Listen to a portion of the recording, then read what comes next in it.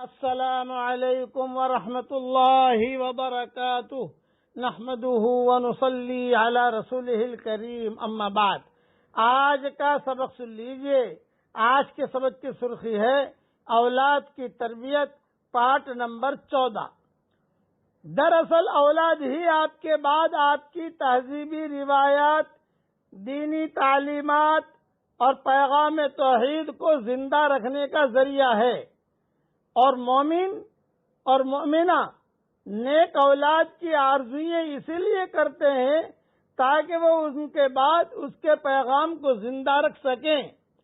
بچے جب 7 سال کے ہو جائیں تو ان کو نماز سکھائیے، نماز پڑھنے کی تلقین کیجیے اور اپنے ساتھ مسجد لے جا کر شوق پیدا کیجیے، اور جب وہ 10 سال کے ہو جائیں اور نماز میں کوتاہی کریں تو انہیں مناسب سزا بھی دیجیے یا مناسب انعام بھی دیجیے۔ سزا دینا صرف ضروری نہیں ہے نماز پڑھانے کے لیے۔ کوئی اگر پیسہ دے کر نماز پڑھ لیتا تو پیسہ دے دو اس کو۔ اگر آپ اس کو حلوہ پسند ہے کہ مجھے حلوہ کھلاؤ تو نماز پڑھوں گا، ٹھیک ہے، ابھی حلوہ دے دو۔ اصل ہے نماز پڑھانا، چاہے ڈرا کر پڑھاؤ چاہے خوشخبری دے کے پڑھاؤ، یہ ہے مطلب اس کا۔ اور اپنے قول اور عمل سے ان پر واضح کر دیجیے کہ نماز کی کوتاہی کو آپ کبھی بھی برداشت نہ کریں گے۔ ہاں، لیکن اگر بچہ یہ کہے ابو میں نماز پڑھوں گا مجھے موبائل دیجیے، یہ بات مت مانیے۔ اگر بچہ یہ کہے ابو میں نماز پڑھوں گا مجھے ₹1,00,000 دے دیجیے، یہ بات نہ مانیے۔ چھوٹی موٹی چیز جو ان کی شان کے تھوڑی ان کی عمر کے مطابق ہو وہ اگر دے دو اور بچہ خوشی خوشی نماز پڑھتا ہے، کوئی حرج کی بات نہیں۔ یعنی حضور صلی اللہ علیہ وسلم نے جو سزا دینے کا کہا ہے، اس کا مطلب سزا دینا صرف سزا دینا نہیں ہے، مطلب ان کو نماز پڑھانا ہے، کسی طریقے سے بھی نماز پڑھو۔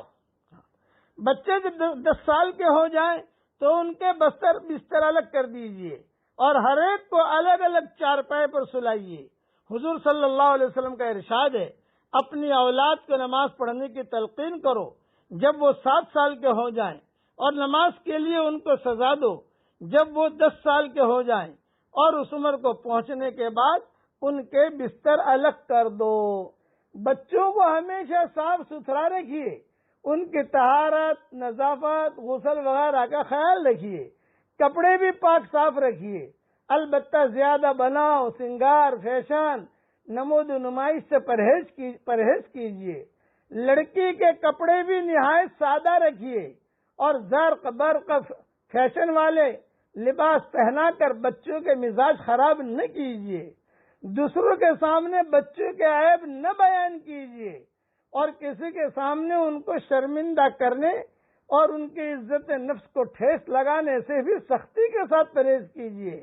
بچوں کے سامنے کبھی بچوں کی اصلاح سے مایوسی کا اظہار نہ کیجیے، بلکہ ان کی ہمت بڑھانے کے لیے ان کی معمولی اچھائیوں کی بھی دل کھول کر تعریف کیجیے۔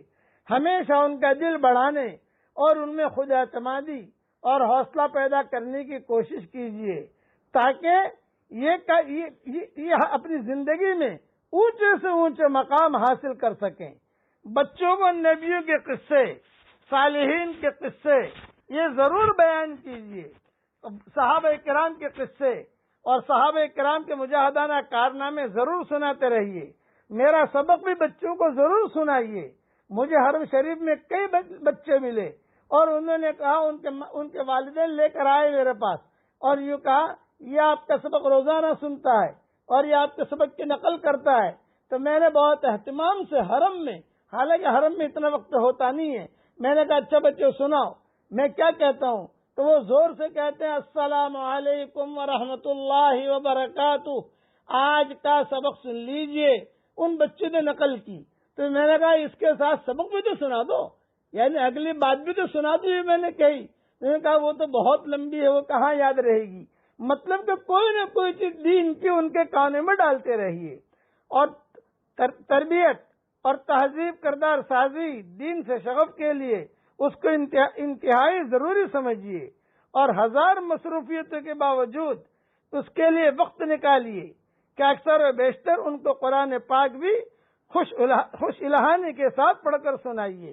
میں نے میرے بچوں کو جو ہمارے چھوٹے بچے ہیں، پوتے پوتیاں، نواز نوازیاں، ان کو میں نے 4 نصیحتیں کی ہیں اور روزانہ میں ان سے دہرواتا رہتا ہوں، تو وہ زور زور سے کہتے ہیں کہ یہ 4 نصیحتیں آپ کی، یہی 4 نصیحتیں آپ کے بچوں کے لیے بھی کرتا ہوں۔ نمبر 1، بچوں نماز کبھی مت چھوڑنا۔ نمبر 2، قرآن پڑھنا کبھی مت چھوڑنا۔ نمبر 3، بچوں کبھی بھی جھوٹ مت بولنا۔ نمبر 4، بچوں ماں باپ کا دل نہ دکھانا، بلکہ ان کے مزاج کے مطابق ان کی خدمت کرتے رہنا اور ان کو خوش رکھنا، تمہارے سارے کام اللہ تعالیٰ بنا دے گا۔ یہ میں نے میرے بچوں کو روزانہ کہتا ہوں۔ آج رات بھی ہماری بیٹی کی یہاں ہماری دعوت تھی، سب بچے جمع تھے، تو سب کو میں نے کہا بتاؤ میں نے کیا نصیحت کی ہے، ایک ایک کر کے بتاتے ہیں۔ یہ بچوں کی تربیت اسی طریقے سے ہوتی ہے۔ بقیہ تفصیل انشاءاللہ